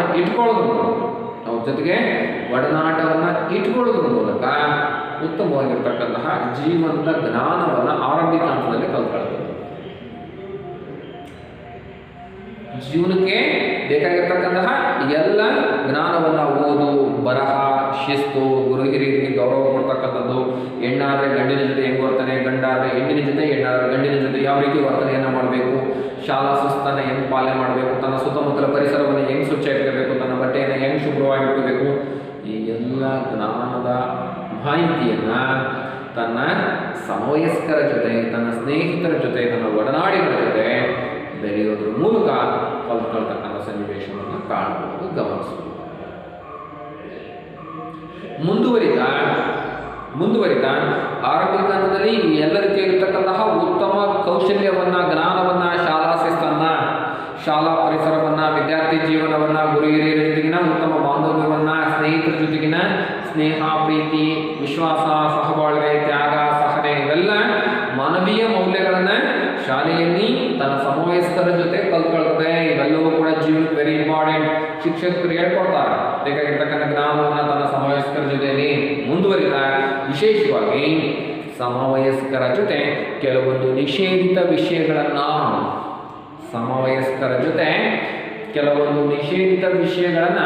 ಚರ್ಚೆ ಮಾಡೋದ್ರ ಮೂಲಕ ಅವುಗಳ ಬಗೆಗಿನ ಜ್ಞಾನವನ್ನು ತಂದುಕೊಡ್ತಾರೆ. ಉದಾಹರಣೆಗೆ ನಿಷೇಧಿತ ವಿಷಯಗಳು ಧೂಮಪಾನ, ಮದ್ಯಪಾನ, ಲೈಂಗಿಕ ವಿಷಯಗಳು, ಈ ರೀತಿಯಾಗಿರ್ತಕ್ಕಂತಹ ವಿಷಯಗಳನ್ನು ತನ್ನ ಸಮವಯಸ್ಕರ ಜೊತೆ ಚರ್ಚೆ ಮಾಡೋದ್ರ ಮೂಲಕ ತಾನು ಕಲ್ತ್ಕೊಳ್ತಕ್ಕಂಥ ಪ್ರಯತ್ನವನ್ನು ಮಾಡುತ್ತೆ. ಅವನ್ನ ತನ್ನ ತಂದೆ ತಾಯಿ, ಅಣ್ಣ ತಮ್ಮ, ಅಕ್ಕ ತಂಗಿ, ಬಳಗದ ಜೊತೆ ಚರ್ಚೆ ಮಾಡೋಕ್ಕಾಗಲ್ಲ. ಧೂಮಪಾನವನ್ನು, ಮದ್ಯಪಾನದ ಬಗ್ಗೆ, ಲೈಂಗಿಕ ವಿಚಾರಗಳ ಬಗ್ಗೆ. ಹಾಗಾಗಿ ಏನು ಮಾಡುತ್ತೆ ಅಂದರೆ ಆ ವಿಚಾರಗಳನ್ನು ತನ್ನ ಸಮವಯಸ್ಕರ ಜೊತೆ, ತನ್ನ ಫ್ರೆಂಡ್ ಸರ್ಕಲ್ಸ್ ಏನಿರ್ತಾರಲ್ಲ ಅವರ ಜೊತೆ ಚರ್ಚೆ ಮಾಡೋದ್ರ ಮುಖಾಂತರ ಕೆಲವೊಂದು ದುಶ್ಚಟಗಳನ್ನು ಕಲ್ತ್ಕೊಳ್ಳುತ್ತೆ.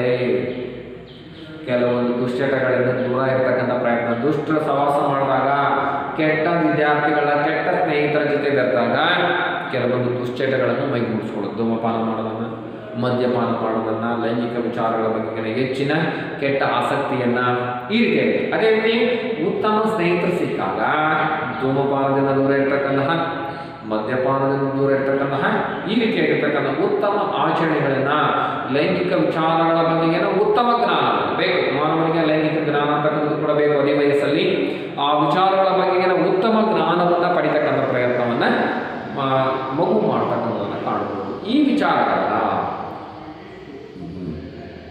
ಈ ನಿಷೇಧಿತವಾಗಿರ್ತಕ್ಕಂತಹ ವಿಚಾರಗಳನ್ನು ಮಗು ತನ್ನ ತಾಯಿಯ ಜೊತೆ, ತಂದೆಯ ಜೊತೆ, ಅಣ್ಣನ ಜೊತೆ, ತಮ್ಮನ ಜೊತೆ, ಬಳಗದ ಜೊತೆ ಚರ್ಚೆ ಮಾಡಿ ತಿಳ್ಕೊಳಕ್ಕಾಗಲ್ಲ, ಜ್ಞಾನವನ್ನು ತಿಳ್ಕೊಳಕ್ಕಾಗಲ್ಲ. ಇಂಥ ಸಂದರ್ಭದಲ್ಲಿ ಮಗು ತನ್ನ ಸಮವಯಸ್ಕರ ಜೊತೆ ತನ್ನ ಜೀವನಕ್ಕೆ ಬೇಕಾಗಿರ್ತಕ್ಕಂಥ ಸ್ಕಿಲ್ಸನ್ನು, ಜ್ಞಾನವನ್ನು ಕಲಿತಕ್ಕಂಥ ಪ್ರಯತ್ನವನ್ನು ಮಾಡ್ತಕ್ಕಂಥದ್ದನ್ನು ಕಾಣಬಹುದು. ಇವೆರಡು ಅನೌಪಚಾರಿಕ ಸಾಮಾಜಿಕ ಮತ್ತು ನಿಯೋಗಿಗಳು, ಕುಟುಂಬ ಮತ್ತು ಸಮವಯಸ್ಕರ ಸಮೂಹ. ಇವು ಯಾವುದೇ ರೀತಿಯಾಗಿರ್ತಕ್ಕಂತಹ ಟೈಮ್ ಟೇಬಲನ್ನು, ಶೆಡ್ಯೂಲ್ಸನ್ನು, ಪ್ರಫಾರ್ಮವನ್ನು, ನಿಗದಿತವಾಗಿರ್ತಕ್ಕಂಥ ಬೌಂಡ್ರಿ ಲೈನನ್ನು ಫಿಕ್ಸ್ ಮಾಡ್ಕೊಳ್ತಾನೆ ಮಗುವಿನ ಜೀವನಕ್ಕೆ ಬೇಕಾಗಿರ್ತಕ್ಕಂಥ ಜ್ಞಾನವನ್ನು ನಿರಂತರವಾಗಿ ಕಲಿಸ್ತಕ್ಕಂಥ ಪ್ರಯತ್ನವನ್ನು ಮಾಡುತ್ತೆ. ಇನ್ನು ನಂತರದಲ್ಲಿ ಔಪಚಾರಿಕ ನಿಯೋಗಗಳು, ಇವಕ್ಕೆ ಒಂದು ನಿಗದಿತವಾಗಿರ್ತಕ್ಕಂಥ ಫ್ರೇಮ್ ಅಂತಕ್ಕಂಥದ್ದು ಇರುತ್ತೆ, ಬೌಂಡ್ರಿ ಅಂತಕ್ಕಂಥದ್ದು ಇರುತ್ತೆ.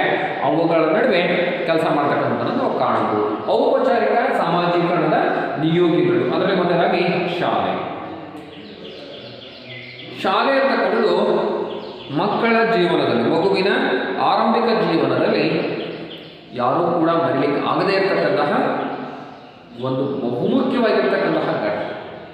ನೀನು ಶಾಲೆಯಲ್ಲಿ ಯಾವ ರೀತಿಯಾಗಿರ್ತಕ್ಕಂತಹ ಜ್ಞಾನವನ್ನು ಪಡ್ಕೊಂಡಿದೆಯೋ ಅದರ ಆಧಾರದ ಮೇಲೆ ನಿನ್ನ ಜೀವನದ ಸಕ್ಸಸ್ ಅಂತಕ್ಕಂಥದ್ದು ನಿರ್ಧಾರ ಆಗ್ತಕ್ಕಂಥದ್ದನ್ನು ನಾವು ಕಾಣ್ಬೋದು. ಅಂದರೆ ಶಾಲೆ ಅಂತಕ್ಕಂಥದ್ದು ಮಗುವಿನ ಜೀವನದಲ್ಲಿ ಬಹುಮುಖ್ಯವಾಗಿರ್ತಕ್ಕಂತಹ ಜ್ಞಾನವನ್ನು ಕೊಡ್ತಕ್ಕಂಥ ಕೆಲಸವನ್ನು ಮಾಡುತ್ತೆ. ಅಂದರೆ ಶಿಕ್ಷಕರು ಶಿಕ್ಷಣದ ಮೂಲಕ ಜೊತೆಗೆ ಜೀವನಕ್ಕೆ ಬೇಕಾಗಿರ್ತಕ್ಕಂಥ ಎಲ್ಲ ಸರಳವಾಗಿರ್ತಕ್ಕಂಥ ಜ್ಞಾನವನ್ನು ಸುಳ್ಳು ಹೇಳಬಾರ್ದು, ಕಳ್ತನ ಮಾಡಬಾರ್ದು, ಹಿಂಸಿಸಬಾರ್ದು, ಗುರು ಹಿರಿಯರನ್ನ ಗೌರವಿಸಬೇಕು, ತಂದೆ ತಾಯಿಯನ್ನು ಗೌರವಿಸಬೇಕು, ಎಲ್ಲ ಮಾಹಿತಿಯನ್ನು ಪ್ರತಿಯೊಬ್ಬ ಶಿಕ್ಷಕರು ಹೇಳ್ಕೊಡ್ತಾರೆ.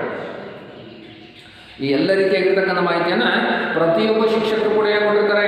ಸುಳ್ಳು ಹೇಳಬಾರ್ದು, ಕಳ್ತನ ಮಾಡಬಾರ್ದು, ಇನ್ನೊಬ್ಬರ ಪಕ್ಕದ ಬ್ಯಾಗಲ್ಲಿರ್ತಕ್ಕಂಥ ವಸ್ತುವನ್ನು ಕಳ್ತನ ಮಾಡಬಾರ್ದು, ಪೆನ್ಸಿಲನ್ನು ಅಥವಾ ಪೆನ್ನನ್ನು ಅಥವಾ ಎಕ್ಸಸೈಸನ್ನು ಅಥವಾ ಇನ್ನಿತರೆ ಮಟೀರಿಯಲ್ ಯಾವುದನ್ನು ಕೂಡ ಕಳ್ತನ ಮಾಡಬಾರ್ದು, ಸುಳ್ಳು ಹೇಳಬಾರ್ದು. ಅದೇ ರೀತಿ ಮಹಿಳೆಯರೊಂದಿಗೆ ಸಭ್ಯವಾಗಿ ವರ್ತಿಸಬೇಕು, ತಂದೆ ತಾಯಿಯರನ್ನು ಗೌರವಿಸಬೇಕು. ಈ ರೀತಿಯಾಗಿ ಶಾಲೆ ಅಂತಕ್ಕಂಥದ್ದು ಮಗುವಿನ ಜೀವನಕ್ಕೆ ಬೇಕಾಗಿರ್ತಕ್ಕಂತಹ ಎಲ್ಲ ಅಗತ್ಯ ಜ್ಞಾನವನ್ನು ಕೊಡ್ತಕ್ಕಂಥ ಕೆಲಸವನ್ನು ಮಾಡುತ್ತೆ. ನೋಡ್ಬೋದು, ನಾವು ಇತಿಹಾಸದ ಯಾವುದೇ ದಿನಗಳನ್ನು ನಾವು ಅಧ್ಯಯನವನ್ನು ಮಾಡಿದ್ರು ಕೂಡ ಯಾವೊಬ್ಬ ಮಹಾನ್ ನಾಯಕರನ್ನು ನಾವು ಉದಾಹರಣೆಯಾಗಿ ತಗೊಂಡು ಕೂಡ ಅವರು ತಮ್ಮ ಶಾಲಾ ಜೀವನದಲ್ಲಿ ಕಲಿತಿರ್ತಕ್ಕಂತಹ ಉತ್ತಮ ಜ್ಞಾನ ಅಥವಾ ತಮ್ಮ ಶಿಕ್ಷಕರು, ತಮ್ಮ ಗುರುಗಳು, ತಮ್ಮ ಬೋಧಕರು ಕಲಿಸಿರ್ತಕ್ಕಂತಹ ಉತ್ತಮ ಆದರ್ಶಗಳು ಸ್ವಾಮಿ ವಿವೇಕಾನಂದರಿಗೆ ರಾಮಕೃಷ್ಣ ಪರಮಹಂಸರು ನೀಡಿರ್ತಕ್ಕಂಥ ಜ್ಞಾನ ಆಗಿರ್ಬೋದು, ಕೌಶಲ್ಯ ಆಗಿರ್ಬೋದು, ಮಾಹಿತಿಗಳಾಗಿರ್ಬೋದು, ಈ ರೀತಿಯಾಗಿ ಅವೆಲ್ಲವುಗಳು ಕೂಡ ಪ್ರತಿಯೊಬ್ಬ ನಾಯಕರಿಗೆ, ಅಂಬೇಡ್ಕರ್ ಆಗಿರ್ಬೋದು, ಗಾಂಧೀಜಿ ಆಗಿರ್ಬೋದು, ಪ್ರತಿಯೊಬ್ಬರಿಗೂ ಕೂಡ ತಮ್ಮ ಜೀವನದಲ್ಲಿ ಒಂದಲ್ಲ ಒಂದು ರೀತಿಯಾಗಿರ್ತಕ್ಕಂತಹ ಉತ್ತಮವಾಗಿರ್ತಕ್ಕಂತಹ ಜ್ಞಾನವನ್ನು ನೀಡತಕ್ಕಂಥ ಕೆಲಸವನ್ನು ಶಾಲೆ ಮಾಡಿದೆ. ಅದರಲ್ಲೂ ಕೂಡ ಬಹುಮುಖ್ಯವಾಗಿ ಶಿಕ್ಷಕರು ನೀಡ್ತಕ್ಕಂಥದ್ದನ್ನು ನಾವು ಕಾಣಬಹುದು. ಶಾಲೆ ಅಂತಕ್ಕಂಥದ್ದು ಇತ್ತೀಚೆಗೆ ಮಗುವಿನ ಆರಂಭಿಕ ದಿನದಲ್ಲಿ 4 ವರ್ಷ ಅಥವಾ 5 ವರ್ಷ ಆರಂಭ ಆದ ತಕ್ಷಣ LKG, UKG, pre nursery, baby sitting, first standard, ಹೀಗೆ ಆರಂಭಿಕ ಹಂತದಲ್ಲೇ ಮಗು ತನ್ನ ಜೀವನದ ಬಹುತೇಕ ಸಮಯವನ್ನು ಶಾಲೆಯಲ್ಲಿ ಕಳೆಯೋದ್ರಿಂದ ಶಾಲೆ ಅಂತಕ್ಕಂಥದ್ದು ವ್ಯಕ್ತಿಗಳ ಜೀವನಕ್ಕೆ ಬೇಕಾಗಿರ್ತಕ್ಕಂತಹ ಎಲ್ಲ ಅಗತ್ಯ ಜ್ಞಾನವನ್ನು ನೀಡ್ತಕ್ಕಂಥ ಕೆಲಸವನ್ನು ಮಾಡ್ತಿರ್ತಕ್ಕಂಥ ಸನ್ನಿವೇಶವನ್ನು ನಾವು ಕಾಣಬಹುದು, ಗಮನಿಸಬಹುದು. ಮುಂದುವರಿದ ಸಮೂಹ ಮಾಧ್ಯಮಗಳು ಕೂಡ ಇತ್ತೀಚೆಗೆ ಮಾನವನ ಜೀವನದಲ್ಲಿ ಬೇಕಾಗಿರ್ತಕ್ಕಂತಹ ಎಲ್ಲ ರೀತಿಯಾಗಿರ್ತಕ್ಕಂಥ ಅಗತ್ಯ ಜ್ಞಾನವನ್ನು ನೀಡ್ತಕ್ಕಂಥ ಕೆಲಸವನ್ನು ಮಾಡ್ತಾ ಇದೆ. ಶಾಲೆಗಳು ಯಾವ ರೀತಿ ಜೀವನಕ್ಕೆ ಬೇಕಾಗಿರ್ತಕ್ಕಂತಹ ಮಾಹಿತಿಯನ್ನು ನೀಡ್ತವೋ ಅದೇ ರೀತಿ ಸಮೂಹ ಮಾಧ್ಯಮಗಳು ಕೂಡ ಜೀವನಕ್ಕೆ ಬೇಕಾಗಿರ್ತಕ್ಕಂತಹ ಎಲ್ಲ ನಾಲೆಡ್ಜನ್ನು, ಎಲ್ಲ ಸ್ಕಿಲ್ಸನ್ನು ತೋರಿಸ್ತಕ್ಕಂಥ ಕೆಲಸವನ್ನು ಮಾಡ್ತಾ ಇದ್ದಾರೆ. ಇವತ್ತಿನ ಆಧುನಿಕ ಜೀವನ ಸಮೂಹ ಮಾಧ್ಯಮಗಳನ್ನು ಹೊರತುಪಡಿಸಿ ನಾವು ಅವನ್ನ ಊಹೆ ಮಾಡ್ಕೊಳ್ಳಿಕ್ಕೆ ಸಾಧ್ಯ ಆಗಲ್ಲ. Without mass media we can't live. ನಾವು ಇತ್ತೀಚಿನ ಆಧುನಿಕ ಸಮಾಜದಲ್ಲಿ ಸಮೂಹ ಮಾಧ್ಯಮಗಳನ್ನು ಹೊರತುಪಡಿಸಿ, ಉದಾಹರಣೆಗೆ ಪತ್ರಿಕೆಗಳು, ಮ್ಯಾಗಝಿನ್ಸ್ಗಳು, ವೀಕ್ಲಿ ಮ್ಯಾಗಝಿನ್ಸ್, ಉದಾಹರಣೆಗೆ ಟೆಲಿವಿಷನ್, ರೇಡಿಯೋ, ಆಧುನಿಕವಾಗಿರ್ತಕ್ಕಂಥ ಸಮೂಹ ಮಾಧ್ಯಮಗಳು ಮಾನವನ ಜೀವನದ ಅವಿಭಾಜ್ಯ ಅಂಗ.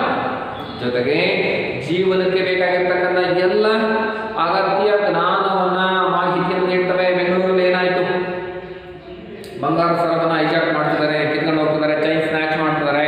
ಅದರಿಂದ ಗೊತ್ತಾಗುತ್ತೆ ಬಂಗಾರ ಸರವನ್ನು ಹಾಕೊಂಡು ಹೋಗ್ಬಾರ್ದು, ಹೊರಗೆ ಒಬ್ಬರೇ ಹೋಗ್ಬೇಕಾದ್ರೆ, ಮಹಿಳೆಯರಷ್ಟೇ ಹೋಗ್ಬೇಕಾದ್ರೆ ಈ ರೀತಿ ಗೋಲ್ಡ್ ಆರ್ನಮೆಂಟ್ಸನ್ನು, ಜ್ಯುವೆಲ್ಸನ್ನು ಹಾಕೊಂಡು ಹೋಗಬಾರ್ದು, ಗೊತ್ತಾಗುತ್ತೆ. ಅದೇ ರೀತಿ ದೇಶ ವಿದೇಶಗಳಲ್ಲಿ ಆಗ್ತಕ್ಕಂಥ ಎಲ್ಲ ಘಟನೆಯನ್ನು ನಮ್ಮ ಮನೆ ಬಾಗಿಲನ್ನು ತೋರಿಸ್ತದೆ. ದೇಶ ವಿದೇಶಗಳಲ್ಲಿ ಆಗ್ತಿರ್ತಕ್ಕಂತಹ ಎಲ್ಲ ಘಟನಾವಳಿಗಳನ್ನು ನೇರ ದಿಟ್ಟ ನಿರಂತರವಾಗಿ ನಮ್ಮ ಮನೆಗೆ, ನಮ್ಮ ಮನೆ ಬಾಗಿಲಿಗೆ ಜೀವನದ ಜ್ಞಾನವನ್ನು ನೀಡ್ತಾ. ಒಬ್ಬಂಟಿ ಮಹಿಳೆಯನ್ನು ಕೊಲೆ ಮಾಡಿದರು, ಅಪರಾಧ ಪ್ರಕರಣಗಳನ್ನು, ಅದೇ ರೀತಿ ವಾಯು ವೈಪರೀತ್ಯಗಳನ್ನು ಅಡ್ವಾನ್ಸ್ ಆಗಿ ಗೊತ್ತಾಗುತ್ತೆ. ನಾಳೆ ನಾಡದಲ್ಲಿ ಮಳೆ ಬರುತ್ತೆ, ಚಂಡಮಾರುತ ಇದೆ, ಸೈಕ್ಲೋನ್ಸ್ ಇದೆ, ಹಾಗಾಗಿ ಹೊರಗೆ ಹೋಗಬಾರ್ದು, ಅದಕ್ಕೆ ಬೇಕಾಗಿರ್ತಕ್ಕಂಥ ಸೇಫ್ಟಿ ಮೆಜರ್ಸನ್ನು ತಗೋಬೇಕು. ಅದೇ ರೀತಿ ಕಾಲೇಜಲ್ಲಿ ಈ ರೀತಿಯಾಗಿರ್ತಕ್ಕಂಥ ಘಟನೆ ಆಯಿತು, ಕೃಷಿ ಕ್ಷೇತ್ರದಲ್ಲಿ ಈ ರೀತಿ ಆವಿಷ್ಕಾರ ಆಗಿದೆ. ಹೀಗೆ ಸಮೂಹ ಮಾಧ್ಯಮಗಳು ಜೀವನದಲ್ಲಿ ಸಂಭವಿಸ್ತಕ್ಕಂತಹ ಎಲ್ಲ ಘಟನಾವಳಿಗಳ ಬಗ್ಗೆ ಎಲ್ಲ ಅಗತ್ಯ ಮಾಹಿತಿಗಳನ್ನು ನೀಡ್ತಕ್ಕಂಥ ಕೆಲಸವನ್ನು ಮಾಡ್ತಕ್ಕಂಥದ್ದನ್ನು ನಾವು ಕಾಣಬಹುದು, ಗಮನಿಸಬಹುದು. ಸಮೂಹ ಮಾಧ್ಯಮಗಳು ಇವತ್ತು ಜೀವನದ ಬಹುಮುಖ್ಯವಾಗಿರ್ತಕ್ಕಂತಹ ಒಂದು ಪ್ರಮುಖ ಘಟ್ಟ ಆಗಿದ್ದಾವೆ. ಎಲ್ಲ ರೀತಿಯಾಗಿರ್ತಕ್ಕಂಥ ಸ್ಕಿಲ್ಸನ್ನು ತೋರಿಸ್ತಾ ಹೋಗ್ತದೆ. ಜೀವನದಲ್ಲಿ ಏನೇನು ಘಟನೆ ಆಗ್ತಿದೆ, ಜೊತೆಗೆ ಮನರಂಜನೆಯನ್ನು ನೀಡ್ತಕ್ಕಂಥ ಕೆಲಸವನ್ನು ಮಾಡುತ್ತೆ. ಮನರಂಜನೆಯ ಮೂಲಕ ನಮಗೆ ಒಂದು ಮಾಹಿತಿಯನ್ನು ನೀಡ್ತಕ್ಕಂಥ, ಉದಾಹರಣೆಗೆ ಒಂದು ಫಿಲ್ಮ್ ಇರುತ್ತೆ, ಫಿಲ್ಮಲ್ಲಿ ಏನೋ ಒಂದು ಮೆಸೇಜ್ ಅನ್ನು, ದುಶ್ಚಟದಿಂದ ದೂರ ಇರಬೇಕು, ಅದು ಕೂಡ ನಮಗೆ ಜ್ಞಾನ. ತಪ್ಪು ಮಾಡಿದರೆ ಶಿಕ್ಷೆ ಆಗುತ್ತೆ, ಅದು ಒಂದು ರೀತಿಯಾಗಿರ್ತಕ್ಕಂಥ ಜ್ಞಾನ. ಹೀಗೆ ಸಮೂಹ ಮಾಧ್ಯಮಗಳು ನಮ್ಮ ಜೀವನಕ್ಕೆ ಬೇಕಾಗಿರ್ತಕ್ಕಂಥ ಎಲ್ಲ ಅಗತ್ಯ ಮಾನವೀಯ ಮೌಲ್ಯಗಳನ್ನು ಜ್ಞಾನವನ್ನು ನೀಡ್ತಕ್ಕಂಥ ಕೆಲಸವನ್ನು ಮಾಡ್ತಾರೆ. ಮುಂದುವರಿತಾ ಆಡಳಿತ ಅಥವಾ ಸರ್ಕಾರ ಅಥವಾ ರಾಜ್ಯ ಅಂತ ಕರಿತೀವಿ. ಇದು ಕೂಡ ನಮ್ಮ ಜೀವನಕ್ಕೆ ಬೇಕಾಗಿರ್ತಕ್ಕಂಥ ಜ್ಞಾನವನ್ನು ನೀಡ್ತಕ್ಕಂಥ ಕೆಲಸವನ್ನು ಮಾಡ್ತಾ ಇದ್ದಾರೆ. ಅಂದರೆ ಸಮೂಹ ಮಾಧ್ಯಮಗಳು ಯಾವ ರೀತಿ ನಮಗೆ ಉತ್ತಮವಾಗಿರ್ತಕ್ಕಂಥ ಜ್ಞಾನವನ್ನು ನೀಡ್ತವೋ ಅದೇ ರೀತಿ ರಾಜ್ಯ ಅಥವಾ ಸರ್ಕಾರ ಅಥವಾ ಆಡಳಿತ ಅಂತಕ್ಕಂಥದ್ದು ಕೂಡ ನಮ್ಮ ವರ್ತನೆಯನ್ನು ನಿಯಂತ್ರಿಸ್ತಕ್ಕಂತಹ ಕಾನೂನುಗಳನ್ನು ಜಾರಿ ತರುವ ಮೂಲಕ ರಾಜ್ಯ ಆಡಳಿತ ಸರ್ಕಾರ ಉದಾಹರಣೆಗೆ ವೀಲಿಂಗ್ ಮಾಡ್ತಾರೆ ಅವರ ಬೈಕಲ್ಲಿ, ಇನ್ನೊಬ್ಬರಿಗೆ ಅಪಾಯ ಮಾಡ್ತಾರೆ, ತಾವು ಅಪಾಯ ತಂದ್ಕೊಳ್ಳೋದಲ್ಲದೆ ಇನ್ನೊಬ್ಬರಿಗೂ ಕೂಡ ಅಪಾಯ ಮಾಡ್ತಾರೆ. ಸರ್ಕಾರ ವೀಲಿಂಗ್ ಮಾಡಿದ ಅಪರಾಧ ಅಂತ ಕಾನೂನು ಮಾಡುತ್ತೆ. ಮಹಿಳೆಯರ ಮೇಲೆ ದೌರ್ಜನ್ಯ ಮಾಡ್ತಾರೆ, ದೌರ್ಜನ್ಯ ಪ್ರತಿಬಂಧಕ ಕಾಯ್ದೆಯನ್ನು ಮಾಡುತ್ತೆ. ವರದಕ್ಷಿಣೆ ತಗೊಳ್ತಾರೆ, ವರದಕ್ಷಿಣೆ ಕಿರುಕುಳ ನಿಷೇಧ ಕಾಯ್ದೆಯನ್ನು ಮಾಡುತ್ತೆ. ಬಾಲ್ಯ ವಿವಾಹ ಮಾಡ್ತಾರೆ, ಬಾಲ್ಯ ವಿವಾಹ ನಿಷೇಧ ಕಾಯ್ದೆ ಅಂತಕ್ಕಂಥ ಕಾಯ್ದೆಯನ್ನು ಮಾಡುತ್ತೆ. ಈ ರೀತಿಯಾಗಿ ರಾಜ್ಯ ಆಡಳಿತ ಸರ್ಕಾರ ಕಾನೂನು ಇವುಗಳು ಕೂಡ ವ್ಯಕ್ತಿಯ ಜೀವನಕ್ಕೆ ಬೇಕಾಗಿರ್ತಕ್ಕಂತಹ ಎಲ್ಲ ಅಗತ್ಯ ಕ್ರಮಗಳನ್ನು ಕೈಗೊಳ್ಳೋದ್ರ ಮೂಲಕ, ಅಂದರೆ ಆ ಕಾನೂನನ್ನು ಸಂವಿಧಾನದ ಕೆಲವೊಂದು ವಿಧಿವಿಧಾನಗಳನ್ನು ಮಾನವನ ಜೀವನದಲ್ಲಿ ಅನುವರ್ತನೆಯನ್ನು ತರಲಿಕ್ಕೆ ಬೇಕಾಗಿರ್ತಕ್ಕಂತಹ ಎಲ್ಲ ಕೆಲಸ ಕಾರ್ಯಗಳನ್ನು ರಾಜ್ಯ ಮಾಡುತ್ತೆ. ವೆಹಿಕಲ್ ಜ್ವರ ಕೊಡುತ್ತಾರೆ, ಅಂಶ ಹಾಕುತ್ತೆ, ಕಾಮನ್ ಆಗಿ ಕುಡಿಯೋ ನೀರಿನ ವ್ಯವಸ್ಥೆ ಬೇಕು, ಕುಡಿಯೋ ನೀರಿನ ವ್ಯವಸ್ಥೆ ಫೋಲ್ ಮಾಡ್ತಾರೆ, ಅವ್ರಿಗೆ ದಂಡ ಹಾಕುತ್ತೆ. ಎಲೆಕ್ಟ್ರಿಸಿಟಿ ಸೌಲಭ್ಯ ಕೊಡುತ್ತೆ, ರಸ್ತೆ ಸೌಲಭ್ಯವನ್ನು ಕೊಡುತ್ತೆ, ಬಸ್ ಆಗಿರ್ಬೋದು, ಟ್ರೈನ್ ಆಗಿರ್ಬೋದು, ಫ್ಲೈಟ್ ಆಗಿರ್ಬೋದು, ಎಲ್ಲ ಸವಲತ್ತನ್ನು ಸರ್ಕಾರ ಮಾಡಿಕೊಡುತ್ತೆ. ಆದರೆ ಅದು ಎಲ್ಲರಿಗೂ ಅನುಕೂಲ ಆಗ್ಲಿಕ್ಕೆ ಮಾಡಿರ್ತದೆ. ಆದರೆ ಆ ವ್ಯವಸ್ಥೆನ ಯಾರಾದರೂ ಕೂಡ ಬ್ರೇಕ್ ಮಾಡಿ, ಆ ವ್ಯವಸ್ಥೆನ ಯಾರಾದರೂ ಕೂಡ ವಿರುದ್ಧವಾಗಿ ಹೋದರೆ ಆ ವ್ಯವಸ್ಥೆ ಅಂತಕ್ಕಂದರೆ ನಮ್ಮ ಆಡಳಿತ, ನಮ್ಮ ಸರ್ಕಾರ, ನಮ್ಮ ಶಾಸನಗಳು ನಮಗೆ ಶಿಕ್ಷೆಯನ್ನು ಕೊಡ್ತಕ್ಕಂಥ ಕೆಲಸವನ್ನು ಮಾಡುತ್ತೆ. ಉದಾಹರಣೆಗೆ ನಮ್ಮ ಗಂಡ ಹೆಂಡತಿಯನ್ನು ಮಾಡಿದ್ದಾರೆ, ನೋವುಂಟು ಮಾಡ್ತಾರೆ. ಕೌಟುಂಬಿಕ ದೌರ್ಜನ್ಯ ಪ್ರತಿಬಂಧಕ ಕಾಯ್ದೆ ಶಾಸನ ಇದೆ 498 ಪ್ರಕಾರ ಅವನ ಮೇಲೆ ಆಕ್ಷನ್ಸ್ ಅನ್ನು ತಗೊಳ್ತಾರೆ. ಹೆಣ್ಣು ಮಕ್ಕಳನ್ನು ರಕ್ಷಣೆ ಮಾಡಲಿಕ್ಕೆ ಸರ್ಕಾರ ಶಾಸನವನ್ನು ತಂದಿದೆ. ಗೊತ್ತಾಗುತ್ತೆ, ನಾನೇನಾದ್ರು ಕೂಡ ಹೊಡೆದ್ರೆ, ಹೆಣ್ಣು ಮಕ್ಕಳನ್ನ ಶೋಷಣೆ ಮಾಡಿದ್ರೆ ಕಾನೂನಿದೆ, ನನ್ನನ್ನು ಶಿಕ್ಷಿಸುತ್ತೆ. ಆಗಬಾರ್ದಪ್ಪ, ಬೇಡ, ಚೆನ್ನಾಗಿರ್ಬೇಕು. ಭಯ. ವರದಕ್ಷಿಣೆ ನಿಷೇಧ, ಬಾಲ್ಯ ವಿವಾಹ ನಿಷೇಧ. ಈ ರೀತಿಯಾಗಿರ್ತಕ್ಕಂಥ ಸಮಾಜದಲ್ಲಿ ಜನರಿಗೆ ಅಪಾಯವನ್ನು ತರ್ತಕ್ಕಂತಹ ವರ್ತನೆಗಳಿರ್ತವೆ. ಅವುಗಳನ್ನು ನಿಯಂತ್ರಿಸಲಿಕ್ಕೆ ಸರ್ಕಾರ ಸೂಕ್ತವಾಗಿರ್ತಕ್ಕಂಥ ಶಾಸನಗಳನ್ನು ಜಾರಿ ತರೋದ್ರ ಮೂಲಕ, ಸೂಕ್ತವಾಗಿರ್ತಕ್ಕಂಥ ಕಾನೂನುಗಳನ್ನು ಜಾರಿ ತರೋದ್ರ ಮೂಲಕ, ಸೂಕ್ತವಾಗಿರ್ತಕ್ಕಂಥ ನೀತಿ ನಿಯಮಗಳನ್ನು ಜಾರಿಗೆ ತರೋದ್ರ ಮೂಲಕ ಸರ್ವರಿಗೂ ಕೂಡ ಒಳಿತನ್ನು ತರ್ತಕ್ಕಂಥ ಕೆಲಸವನ್ನು ಪರ್ಪಸ್ಫುಲಿ ಮಾಡುತ್ತೆ. ಕರೋನಾ ಇದೆ, ಲಾಕ್ಡೌನ್ ಅಥವಾ ಸೀಲ್ ಡೌನ್ ಅಥವಾ ನೈಟ್ ಕರ್ಫ್ಯೂ, ಉದ್ದೇಶ ಜನರಿಗೆ ಒಳ್ಳೆಯದಾಗಲಿ. ಯಾರು ಅದನ್ನು ವಿರೋಧಿಸ್ತಾರೆ ಅಥವಾ ಮಾಸ್ಕ್ ಹಾಕೊಂಡು ಓಡಾಡಬೇಕು, ಇವೆಲ್ಲವೂ ಕೂಡ ಜನರಿಗೆ ಅನುಕೂಲ ಆಗಲಿ, ಸಾಮಾಜಿಕ ಅನುವರ್ತನೆಯನ್ನು ತರ್ತಕ್ಕಂಥ, ಸಮಾಜಿಕ ಒಳಿತಾಗಲಿ ಅಂತಕ್ಕಂಥ ಉದ್ದೇಶದಿಂದ ತರ್ತಕ್ಕಂತಹ ರೂಲ್ಸ್ಗಳು ಇವೆಲ್ಲವೂ, ಮಾಸ್ಕ್ ಹಾಕೊಂತ ಇರ್ತಕ್ಕಂಥಾಗಿರ್ಬೋದು, ಸೋಷಿಯಲ್ ಡಿಸ್ಟೆನ್ಸ್ ಮೇಂಟೈನ್ ಮಾಡ್ತಕ್ಕಂಥ ವಿಚಾರ ಆಗಿರ್ಬೋದು, ಅಥವಾ ಲಾಕ್ಡೌನ್ ಆಗಿರ್ಬೋದು, ಅಥವಾ ನೈಟ್ ಕರ್ಫ್ಯೂ ಆಗಿರ್ಬೋದು, ಈ ಎಲ್ಲ ಅಂಶಗಳ ಉದ್ದೇಶ ಏನಪ್ಪ ಅಂತ ಹೇಳಿದ್ರೆ, ಈ ಎಲ್ಲ ಅಂಶಗಳ ಉದ್ದೇಶ ಇಷ್ಟೇ, ಸರ್ವರಿಗೂ ಕೂಡ ಒಳ್ಳೆಯದಾಗಲಿ ಅನ್ನೋ ಉದ್ದೇಶದಿಂದ ಸರ್ಕಾರ ಈ ರೀತಿಯಾಗಿರ್ತಕ್ಕಂಥ ನೀತಿ ನಿಯಮಗಳ ಮೂಲಕ, ಕಾನೂನುಗಳ ಮೂಲಕ ಒಳಿತನ್ನು ಮಾಡ್ತಕ್ಕಂಥ ಸನ್ನಿವೇಶವನ್ನು ನಾವು ಕಾಣಬಹುದು, ಗಮನಿಸಬಹುದು. ಮುಂದುವರಿದ ಕೊನೆಯದಾಗಿ ಸಾಮಾಜೀಕರಣದಲ್ಲಿ ಸಂಸ್ಕೃತಿಯ ಪಾತ್ರ. ಸಾಮಾಜೀಕರಣ ಅಂತಕ್ಕಂಥ ಪ್ರಕ್ರಿಯೆಯಲ್ಲಿ ಸಂಸ್ಕೃತಿಯ ಪಾತ್ರ ಬಹುಮುಖ್ಯವಾಗಿರ್ತಕ್ಕಂಥ ಅಂಶ.